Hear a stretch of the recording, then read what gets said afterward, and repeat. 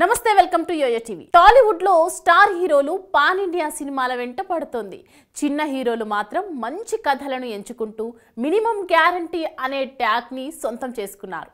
వారిలో హీరో సుహాస్ కూడా ఒకరు.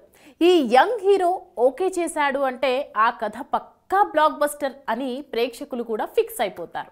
అలాంటి ఈ హీరో ఇప్పుడు అంబాజీపేట మ్యారేజ్ బ్రాండ్ అనే సరికొత్త కథతో ప్రేక్షకుల ముందుకు వచ్చాడు. అంతేకాకుండా రిలీజ్కి ముందు నుంచే ఈ మూవీ కథ వినగానే బ్లాక్ బస్టర్ అని ఫిక్స్ అయిపోయాను అంటూ కామెంట్స్ కూడా చేశాడు. ట్రైలర్ చూశాక ఆడియన్స్కి కూడా ఆసక్తి ఎక్కువైంది.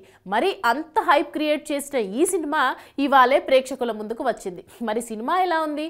సుహాస్ ఖాతాలో మరో హిట్ పడిందా లేదా అన్నది యోయో రివ్యూలో తెలుసుకుందాం. ఈ సినిమా స్టోరీ విషయానికి వస్తే అంబాజీపేట అనే ఒక చిన్న గ్రామం.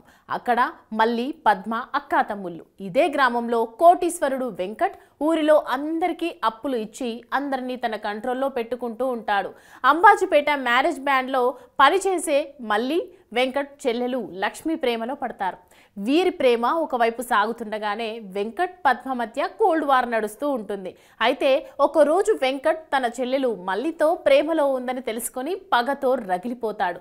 ఇదే అదనుగా భావించి పద్మని దారుణంగా అవమానిస్తాడు. అక్కడి నుంచి ఆ ఊరి కథ ఎలాంటి మలుపులు తిరిగింది అన్నది తెలియాలంటే అంబాజీపేట మ్యారేజ్ బ్యాండ్ సినిమా చూడాల్సిందే.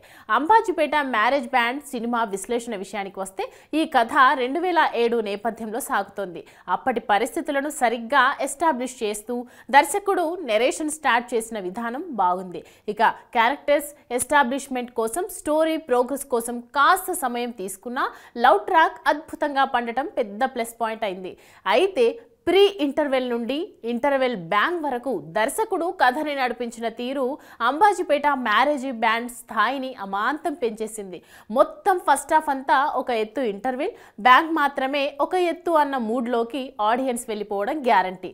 కాన్ఫ్లిక్ట్ పాయింట్ను సరిగ్గా ఎస్టాబ్లిష్ చేసి ఫస్ట్ హాఫ్ ముగించడంతో సెకండ్ హాఫ్పై అంచనాలు భారీగా పెరిగిపోయాయి. అయితే కథలోని బలమంతా సెకండ్ హాఫ్లోనే ఉండటంతో దర్శకుడు చెలరేగిపోయాడు. ముఖ్యంగా సెకండ్ హాఫ్లో శరణ్య ప్రదీప్ సన్నివేశాలు అన్ని ఆడిటోరియం మొత్తాన్ని ఒక ఊపు ఊపేశాయి. కొన్ని సీక్వెన్స్ల వరకు ఆమె ఒక్కటే కథనాన్ని, స్క్రీన్ టైంని ఆక్రమించేసింది.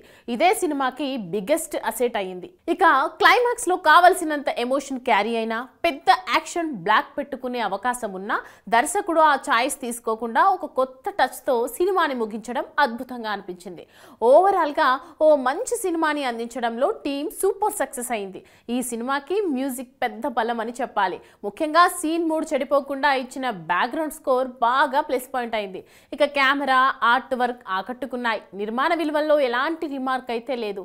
లాస్ట్ బట్ నాట్ లీస్ట్ దర్శకుడు దుష్యంత్ కటికనేని. ఇతని రైటింగ్తో ఎంతో బలం ఉందో డైరెక్టర్గా కూడా అంతే గుడ్ వర్క్ చూపించాడు. ఇదే టెంపో మెయింటైన్ చేస్తే ఇతను ప్రామిసింగ్ డైరెక్టర్స్ లిస్టులో చేరడం ఖాయమని చెప్పాలి. ఇక నటీనటుల పనితీరు విషయానికి వస్తే టాలీవుడ్లో ఉన్న గొప్ప నటుల్లో సుహాస్ ఒకడు. అతను చేసిన తక్కువ చిత్రాలకే ఈ ట్యాగ్ ఇవ్వడం కాస్త విచిత్రం అనిపించిన నటుడిగా సుహాస్ స్థాయిని తక్కువ పరిధిలో చెప్పలేము. కలర్ ఫోటో చిత్రంతో ఇది నిరూపితం అయినా అంబాజీపేటతో ఆ నమ్మకాన్ని నిలబెట్టుకున్నాడు. ముఖ్యంగా ఫస్ట్ హాఫ్ లో ఈజీ గోయింగ్ క్యారెక్టర్ లో అదరగొట్టిన సుహాస్ ఇక ఎమోషనల్ సీన్స్ లో ఆకాశమే హద్దుగా చెలరేగిపోయాడు. ఇక సుహాస్ తర్వాత తప్పక చెప్పుకోవాల్సింది శరణ్య ప్రదీప్ గురించి. ఫిదా తర్వాత ఈమెకి కొన్ని అవకాశాలు దక్కినా ఇంత మంచి క్యారెక్టర్ దొరకడం ఇదే మొదటిసారి. శరణ్య ఈ అవకాశాన్ని రెండు చేతులా అందిపుచ్చుకొని నటనలో చెలరేగిపోయింది. ఇక పుష్ప ఫేమ్ జగదీష్, సంజయ్ పాత్రలో ఒదిగిపోయిన విధానం బాగుంది. కొత్త హీరోయిన్ శివాని నాగారం ఆకట్టుకుంది. మిగతా నటులంతా తమ పాత్ర పరిధి మేర బాగానే నటించారు. ఈ సినిమాకు సుహాస్, శరణ్య ప్రదీప్ల నటన, కథ, డైరెక్షన్, మ్యూజిక్ ప్లస్ పాయింట్ కాగా, కథ బాగున్న రొటీన్ ట్రీట్మెంట్ సడన్ గా క్లైమాక్స్ కి వెళ్ళిపోవడం మైనస్ పాయింట్స్ అని చెప్పాలి. ఈ సినిమా అన్ని వర్గాల ప్రేక్షకులకు నచ్చుతోంది.